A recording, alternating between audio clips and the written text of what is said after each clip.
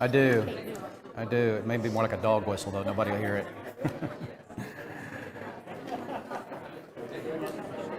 If I could ask everyone to return to the pew, we'll try to get started here shortly. I'm fully aware that I'm probably one of the last people that stands between you and family gatherings today, so I hope and pray that you'll focus with me on the task at hand here in our Bible class. We're in a study of Christians in the workplace, and we're right in the middle of a three-lesson series on issues associated with the pursuit and achievement of success.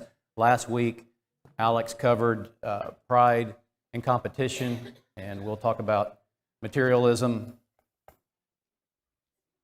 Materialism. Yeah, that's it. Materialism today, and then on Wednesday we'll talk about misplaced priorities. So the approach that I kind of took on materialism is to define it so that we're all kind of on the same page with what that is, and then to diagnose it. You know, what are the symptoms of materialism? A lot of times things like materialism are a lot easier to identify in someone else rather than ourselves, and really scripturally we're kind of called upon to look internally. A lot of what you'll hear today is being echoed from the lesson this morning, so it'll be a double scoop of goodness. And then how to defend against materialism. How do we protect ourselves? How do we protect others? So that's the approach to kind of keep us on track today. So how would you define materialism? Love of the world, that's a good one. Loving your possessions. Loving your possessions more than other things other than the Lord, right. Anybody else? I think those are good definitions, scriptural definitions for sure. These were 4 definitions that, just doing an internet search in Webster's dictionary and then the Bible that I found, and one of them was a tendency to consider material possessions and physical comforts as more important than spiritual values. So a tendency there. And then a preoccupation with material rather than intellectual or spiritual things. That's from Webster's. And then an attitude focused on the world and its possessions and pleasures. And then, really, to me, a good textbook definition of materialism, and there are a number of verses, this is just one that I pulled out, in Philippians it says, "For many walk, of whom I told you often, and now tell you even weeping, that they are enemies of the cross, whose end is destruction, whose God is their belly, and whose glory is in their shame, and who set their mind on earthly things."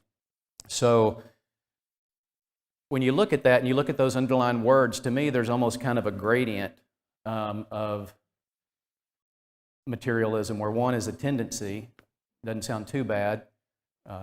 A preoccupation, that's getting a little worse. An attitude is really something deeply held, and until we get to the passage in Philippians, and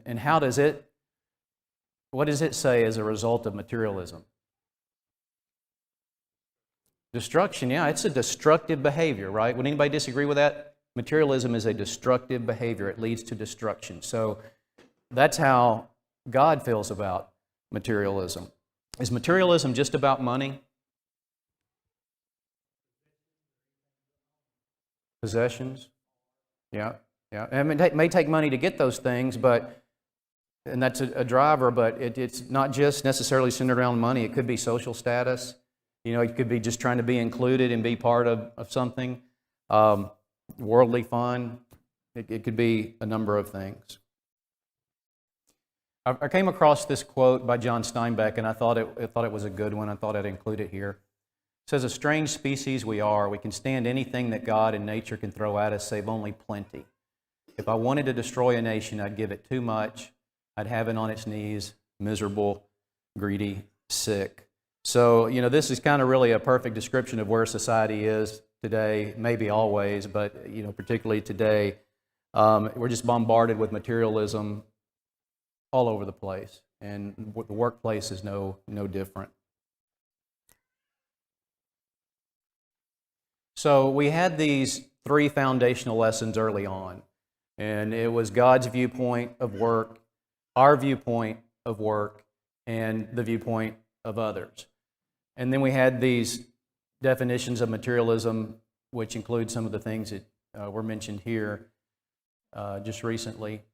How does materialism contrast to the foundational lessons?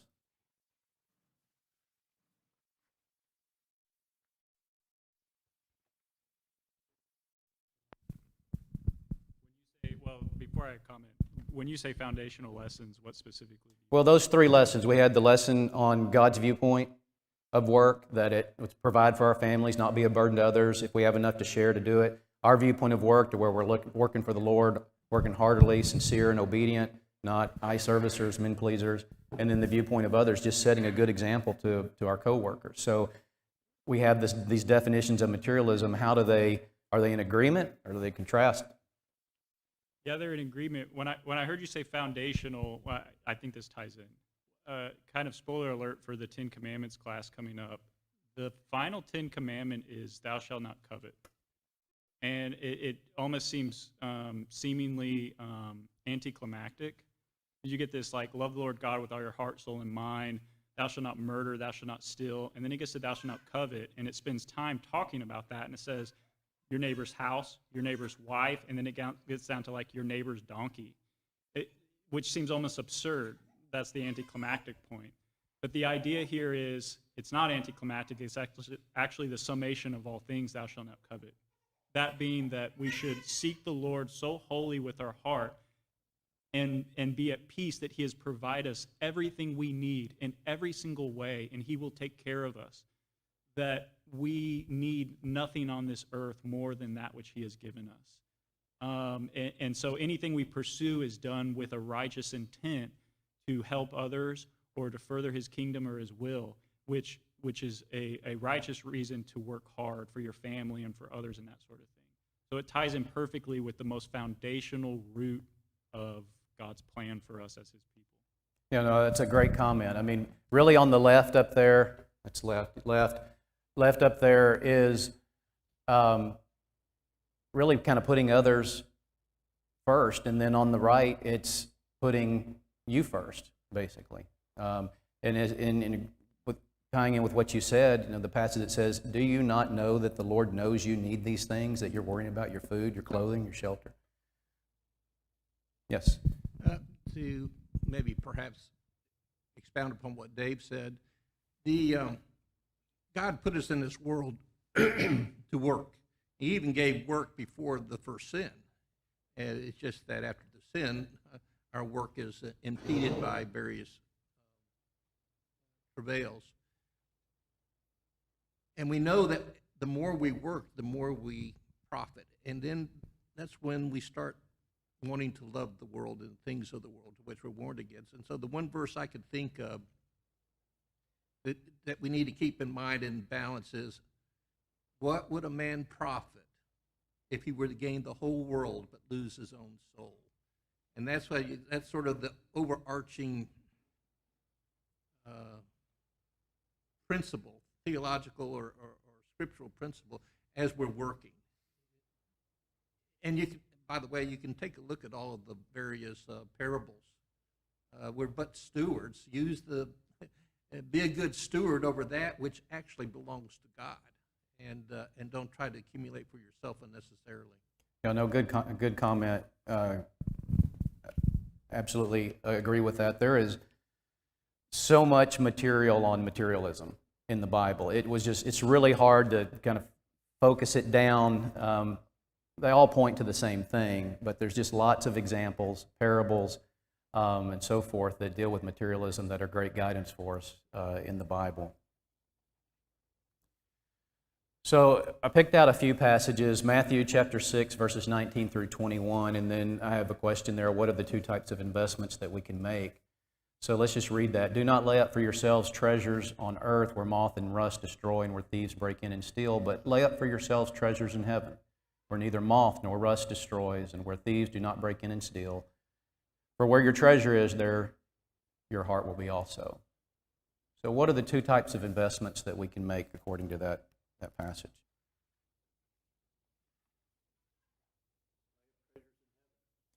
Yeah, there's treasures in heaven, or there's treasures on earth, right? Those are the two that we can make. So, based on that passage, what are characteristics of earthly treasures?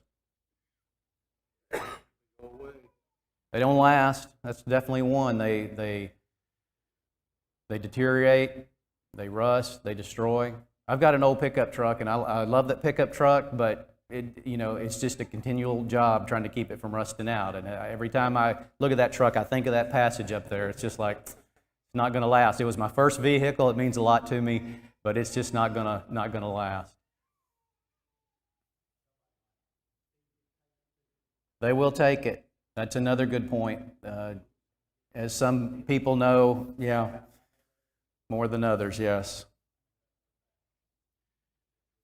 So we know that heavenly treasures are different than earthly treasures. And we've talked about those things. They don't decay versus they decay on earth. They can't be stolen, whereas they can be stolen on earth. The heavenly treasures are enduring. The earthly treasures are temporary and fleeting. Heavenly treasures are better than gold. And the earthly treasures, you're going to leave it here to someone if you have anything left. And not going to take it with you. That's exactly right. There in Ecclesiastes chapter 6, it says, "There is an evil which I have seen under the sun, and it is common among men. A man to whom God has given riches and wealth and honor so that he lacks nothing for himself.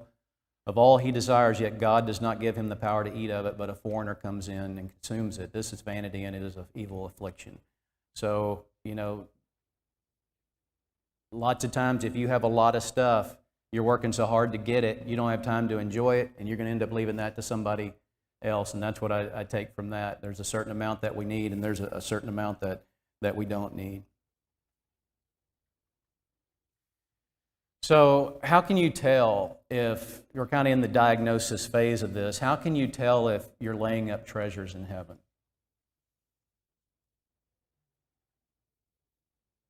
It's kind of that looking in the mirror thing that I did.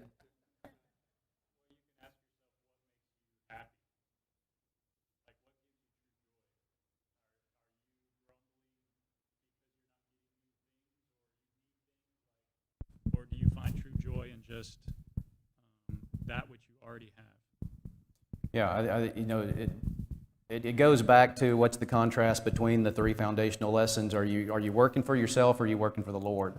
And if you're working for the Lord, these are the things that you're going to do. And there's definitely a joy to be found in that aspect. Yes, sir. Well, I think the answer is embedded in the word love, agape love, which is a sacrificial love. Jesus said, "I did not come to be served, but to serve." And he says to us, "He who will be the greatest in heaven will be the servant of all." So and not just serving for the sake of serving because you want to get something out of it, but self-sacrificing service. All I can say is the most important thing in this life is service to others born out of love.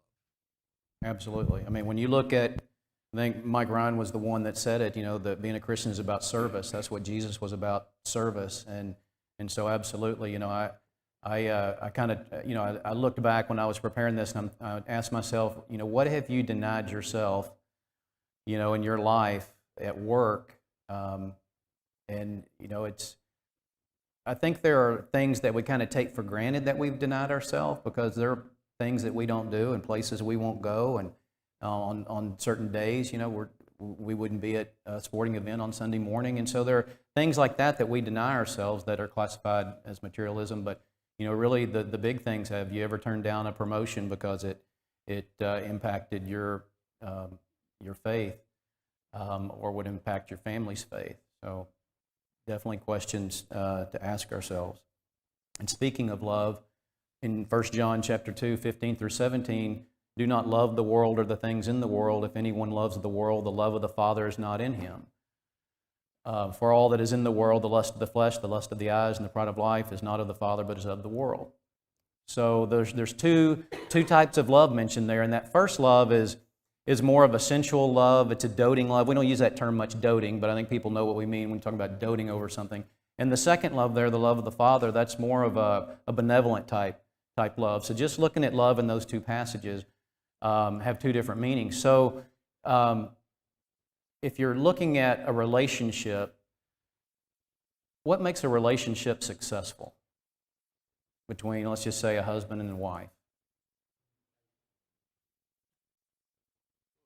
Patient. It's love. Yeah. It's love, right? And if one person doesn't have love, how strong is that relationship? Yeah, it's not strong at all. And if we're in this relationship with the Lord and He's the only one demonstrating love and we're not, then that's not a strong relationship. And that's when we're going to be tempted with materialism and making poor decisions. When we don't have a strong relationship with the Lord, we're going to look at not what pleases the Lord, but what pleases us, right? So.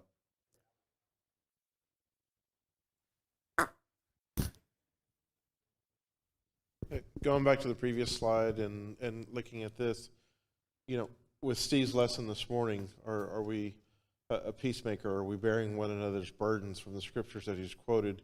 If you're at work, sometimes it's difficult, but if people are coming to you and they're bearing burdens, we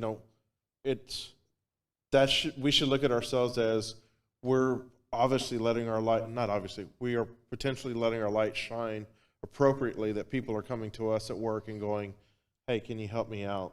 Or if they are like, oh, don't get a Rechka because he's out looking, he'll steal the job, he'll steal the credit, then you're focused on materialism and you're not presenting yourself in the proper light. So it's in our households, it's in our family relationships, it's in our community, it's in at work. Are we bearing burdens? And it can get tough, and sometimes you need a break from it and all, but isn't that a better sign of whether you're laying up treasures in heaven versus you have everything before you, but yet no one can come to you? Yeah, no, I think that's perfect. I think we've probably all been in situations where there's been a discussion, maybe you've taken a certain stand and nobody else has agreed with you on it, and then afterwards probably everybody has had someone come up and tell them, hey, I agreed with you, and just that openness of them being willing to come back and talk to you for sure. I wanted to, on the slide before this, I think you had asked, how can you tell, if you're laying up treasures of heaven or if you're, consumed into the materialism of the world.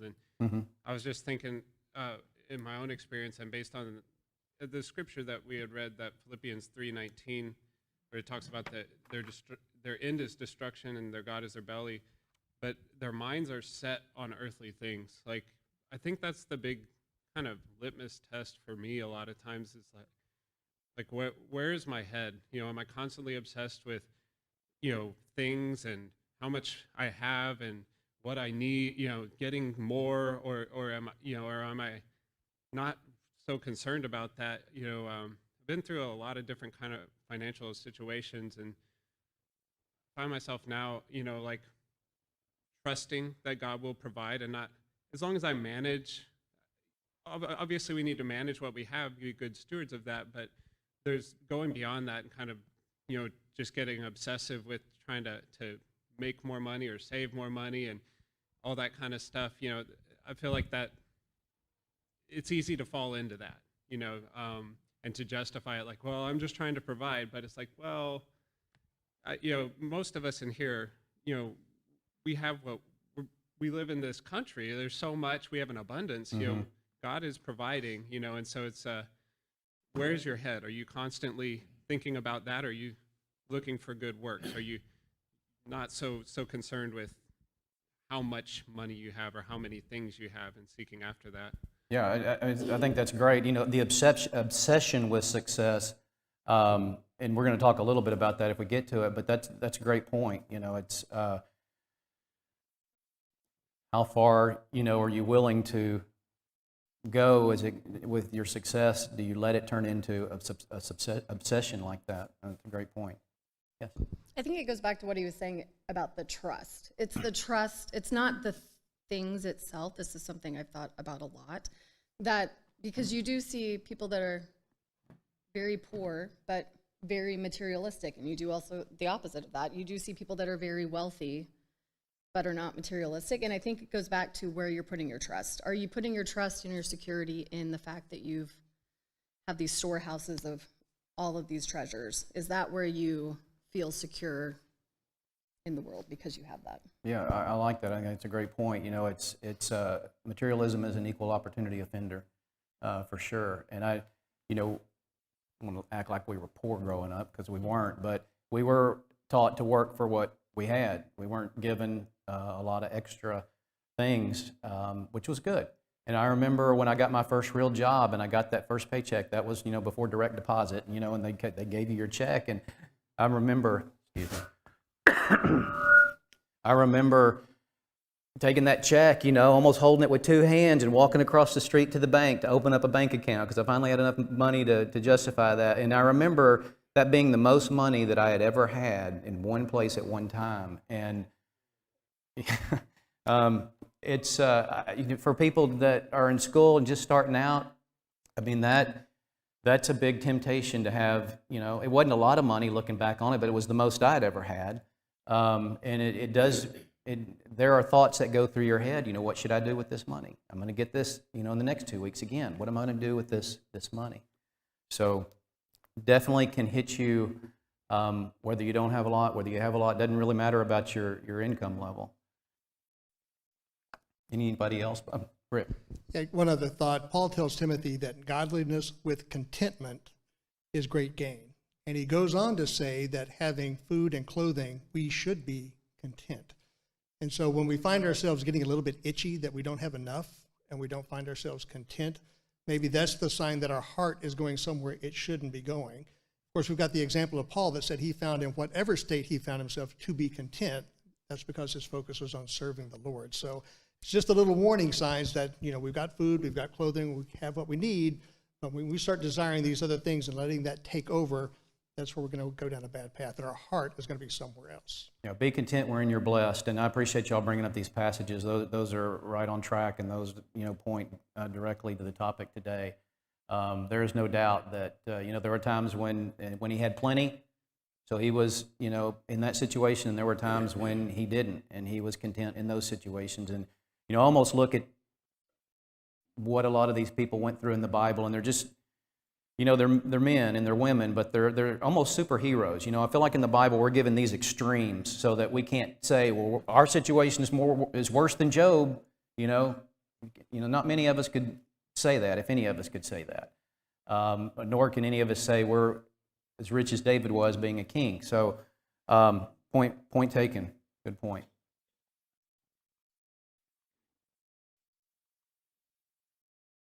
Okay, back on that passage. Oh, sure, go ahead. I just wanted to say one quick thing and come back around to what David said earlier about covetousness. I think if you want to see what materialism is, just look at any one of us. Look at yourself in the mirror, like Steve said in his sermon today. It's the fundamental sin. We want what we don't have, and the devil is constantly in our ear telling us that we desire those things. And the world, through the world, right? All this advertising and seeing other people. So it's really the fundamental sin, and it leads to every other potential crime against God's law. And I think it's something that every Christian in all of existence has ever struggled with. So we can bond, we can grow, we can strengthen in that, and be reassured that this is common among all of us. And it's really encouraging to hear all of the feedback as to how we can try and overcome this, because clearly it's a huge problem. Yeah, and I like what you said. Satan convinces us that we deserve these things, and this class isn't all about me. It's just the examples I had to draw from. But when I came back from school and I was looking for a job, and I got the job, I was still driving the old pickup truck, 3-speed on the tree, and I was working downtown, and I would drive up the turret in the parking garage, and all the fancy cars alarms would go off when I did because the exhaust system was so bad on it. But my parents were like, just live at home, get the job, save money, get you something you can, a foundation, and then you can move to your own place. And I did that, but I found out, wow, I can really save a lot of money, living at home. And so then I had enough for a car. I didn't go out and get a fancy car, but I went out and got a nice car. And I remember driving that home. And for young people, that's what I'll say.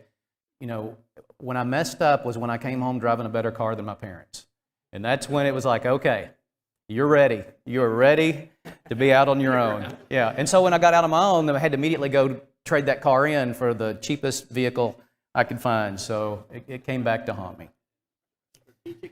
Yeah, strategic. So I'll just warn y'all, don't come home driving a car than your parents while you're still at home. All right, let me see where we are here. Okay, so this is the passage that another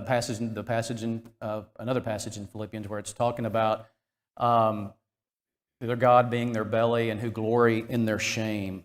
So what is it? I mean, I think we all know what, you know, God is their belly. We're doing things that make us feel full and fulfilled and that we want to do. But what does it mean to glory in their shame? Yes, sir. Say, you glorify thyself by your possessions and your status and what you've achieved in this life, as opposed to spiritual glory, which actually comes from God. It is God that glorifies us, not us that glorifies us. Mm-hmm. So their physical glory ends up being Yeah, I think that's right. Yes, sir. Yes. The other example is what Jesus said about the rich man who, after he got his harvest and he wanted to build bigger barns so he could store more, and then he would rejoice in that, except that his life was called that evening. I forget the passage where that is, but Jesus brought that home for all of us in one of his sermons. Yeah, for sure. I mean, we have passages in the Bible that say, you know, if gold and silver are your driver, you're never going to be satisfied with that. And so, but that doesn't seem to, you know, affect a lot of people. They continue to try to find self satisfaction in those types of things, for sure. So, you know, when I think about this glory in their shame, really they're glorying in things that they should be ashamed of, right? I mean, and maybe they don't even know that they should be ashamed. Maybe it's gone that far. We don't even know that we should be ashamed of those things, and we're out talking about them and telling people about that stuff. You know, one of the things I think about is you see these robberies in daylight, you know, where people just walk in and they're stealing stuff and they walk right out. You know, a shameful behavior, but they're just rubbing people's noses in it. I mean, to me, that's one of the examples of glorying in their shame, and it doesn't have to be to that degree, but we have a lot of examples of people glorying in their shame, and I think it's just because we don't know what to be ashamed of anymore as a society. And at work, people don't know what to be ashamed of anymore. We don't know what behaviors are shameful because we've gotten away from God's word and God's standard.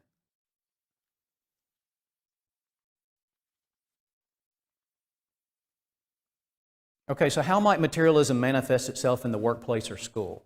Since this is about Christians in the workplace, how might it manifest itself? You have a comment, not an answer to the question, is what you're saying. Okay, carry on. If time is short, it was just on the previous thing. I didn't raise No, my go hand ahead. that quick. Go ahead. So it reminded me of, and I found it fortunately, Mark 7, where in verse 18, where it talks about from the outside can't defile the man. It goes into stomach and is eliminated, but what goes into the heart and what comes out of us was what I thought about from your previous slide. Mm-hmm. Yeah, I mean, it's really time, mind, and heart. You know, that was when I was kind of discussing this over the course of the week. That's one thing that one person told me. It's about your time, your mind, and your heart, and where you spending those resources. Yes, sir. I try to Okay. at least partially answer your Good. question up on the screen. I think for a lot of people in school and workplace, what you were talking about, like your position and your prestige, and you know how people look at you, you know how they think about you. You know, I mean, obviously there's the paycheck aspect also, but definitely that comes into play. Like you know, how high up on the ladder you are. You know, is a materialism that comes into play in the workplace. And I mean, maybe in I'm in school right now, I don't know, with materialism, maybe, just trying to feel like I have to get the perfect score in every class. I may play into that somehow, like worried that I'm not going to get the job that I need, and instead of trusting and just doing a good job, being consumed with how the competitiveness and trying to beat everybody else. Yeah, I think that's a good point right there. I know that in a number of, educational institutions, that's it. I mean, it's about competition. It's who got the top grade, because that's who's going to get the top job. Yes, sir. I think ultimately, in both these places, it's about status and with the end goal, right? What's the highest paycheck I can get when I get out of school? And then when you're in the workplace, how do I get to that next income level or that next promotion? Yeah. It's just built into society. Materialism is. We can't get away from it. The paradox I see is that the scripture says to build up treasures in heaven, but I almost think it's just put that way so that we can relate to what we do on an everyday basis, which is try and build up treasures here. Really, we shouldn't do the work that God asks us to do for any sort of reward. We should just do it to honor him. And just by the way he designed it, there will be some reward, but we shouldn't be doing it for the reward. In the world, we typically do things for the reward. What am I going to get when this act is complete? Yeah, I mean, if you're just doing it, for the reward, I think there's it gets back to the heart. There's probably a problem with the heart. That's a nice thing. I don't think anybody would deny that having heaven as your reward is not, a satisfactory award. It's more than we're ever going to be able to imagine. But if that's the only reason we're doing it, then probably not focused right. Yes, sir. Yeah, and I just would add just being content with what you have, which, by the way, is not synonymous with not working hard and seeking career advancement or trying to be the best at what you are, but just having contentment. I want to be careful not to just make this, not that we are doing this, by the way, but not to make this class like an indictment of wealthy people who are very materialistic. I think Jill put it nicely. Materialism affects every socioeconomic class, no matter where you are. It's what it is a seed of something in your heart that is a replacement for God and putting him first in your life. And so no matter where you are you able to find the jewel, the gem of true Christian contentment that brings you peace? By comparison to the world, everyone in this room is extremely wealthy. Now, if we were to split up into socioeconomic classes, everyone in this room with everyone in America, we run the gambit from top to bottom. And yet we're all susceptible to these biblical principles that we're discussing right now. And the same is for my family. There are many things that we want, Josie and I, that we'd like to do right now. And we still have single pane aluminum frame windows. I'd like to reinstall those throughout the house, but we're just not going to put money into that right now. But do we have, and it's not wrong for me to want them either. But are we content with what we have, that we have a home and that we have a Christmas tree up right now and that we want our children to have the contentment in what they'll receive this morning the same way we have from God throughout the year? So be content with what you have. Work hard. Pursue greatness. Be the best at what you do and then help others, but be content like it's a jewel. It's a true jewel. Yeah, no, great point. Yeah, I have a verse that goes nicely with what David just said, but it's James chapter 3, at verse 14, referring to bitter jealousy and selfish ambition. And that, we have ambition in our work life to move up, but selfish ambition would be seeking the glory and having power over others. And the next verse is actually kind of frightening. It says this, referring to bitter jealousy and selfish ambition, James writes, this wisdom is not that which comes from above, but is earthly, natural, demonic.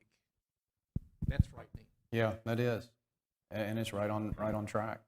And going back to what David said, materialism may be about wealth, but it's not all about wealth. I mean, and there are people that have wealth in the church can do a lot of good with that wealth, and poverty can be a problem on the other end. If you're wanting something and you just can't get it, are you going to take it? Are you going to find a way to get it that's not above board? So, it definitely hits everywhere. There are definitely warnings for those that are rich and those that are wealthy. I mean, there's no doubt. One of the things that I had when you start trying to pare down stuff is how do you contrast warnings of rich, which is an acknowledgement that there are some wealthy people that are Christians, and how this the camel concept. How do you analogize those? But it got cut out. Yes, sir. Yes, ma'am. So I was just, the whole time we've been sitting here thinking about that we have to surround ourselves with people that have these same goals. Because at school, at work, or whatever, you can fall into the crowd that's all they talk about. All they talk about is the new car that they're getting, or the house that they're getting, or the windows that they want, or whatever, whatever the case is, like, you can fall into that. And I remember being angry in school because I was working 40 plus hours a work week, and I was paying for school, and it just wasn't working. My grades weren't what I wanted them to be, which made me angry because I'm kind of a perfectionist in that regard, and all those things. And my mom and dad kind of sat me down and were like, you just gotta calm down. Like, it's gonna be okay. And they helped me refocus that in my brain of like, what are my real goals? I mean, and then again, when I started dating John Albert, it was good because he had that same mindset of, we're working for heaven. We're not working for earth. And, I know my dad, when he wanted to marry me, told him like, hey, your goal is to help her get to heaven. It's really not anything else. And so again, when we focus on all these different things, who are we with? Who are we hanging out with? Where are we letting our minds stay? And so just that battle of materialism, it's good to have things. I mean, we all want homes. We all want all these things. It's good to have goals. It's good to be a hard worker, but at what cost? Yeah. And having material things is not necessarily materialism. It's kind of the extreme of those things. And we're probably not likely to be tempted with materialism here, right? In this building, around everybody that's here, probably not a big temptation for us. But when we go out into the world, I mean, we talked about most people are not working with Christians. You may be working with spiritually minded people, which is good, but you get involved with companies and climbing the corporate ladder and what it takes to do that.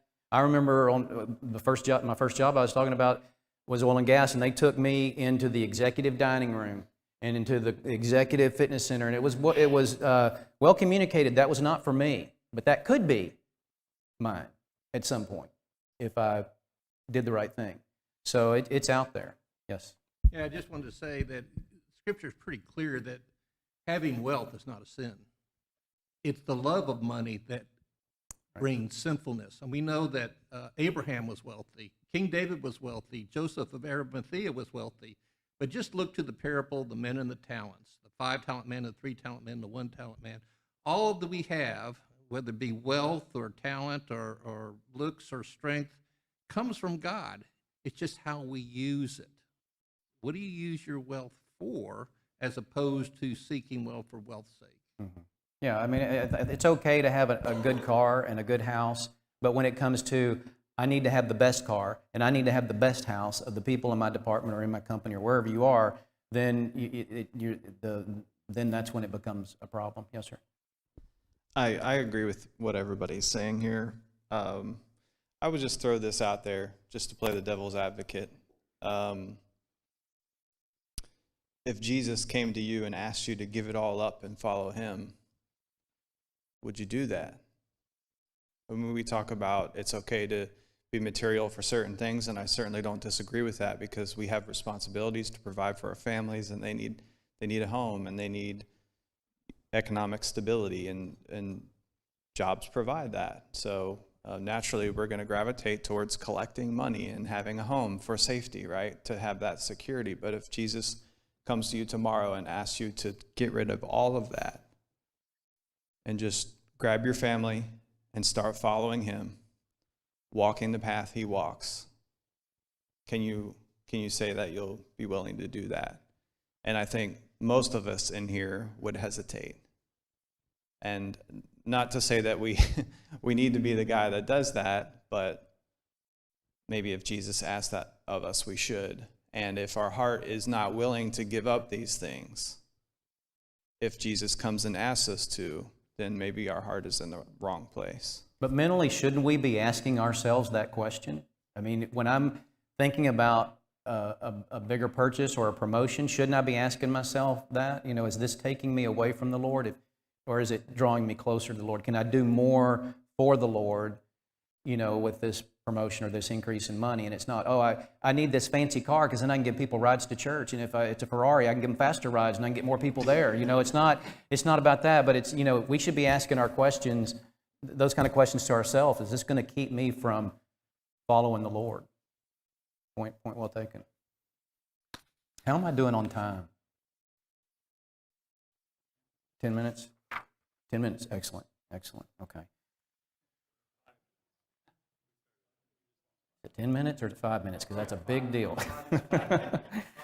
I got to have 5 minutes so that we can work on the window fund for David here, so that we can all.